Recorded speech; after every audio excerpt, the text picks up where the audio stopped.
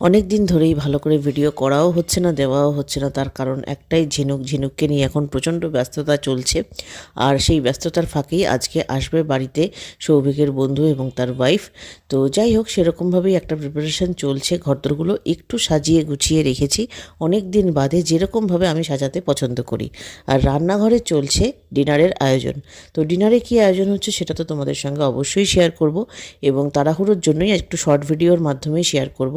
আর এখানে চলছে আমার সিগনেচার ডিশ। শীতকাল মানেই এখন মানে সারাক্ষণ লেগেই থাকবে এই তন্দুরি। এখানে বাটার চিকেন, আর সঙ্গে থাকবে রুটি, সালাদ আর মিষ্টি।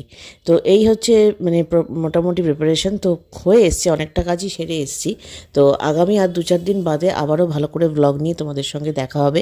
আপাতত দেখে নাও তন্দুরি চিকেনটা কেমন দেখতে হয়েছে। তো রেডি হয়ে গেছে তন্দুরি চিকেন। রেসিপি আমার চ্যানেলে আছে, তোমরা যদি চাও আমি আবারও দিয়ে দেবো। আজকের মতো গুড নাইট, টাটা, সবাই ভালো।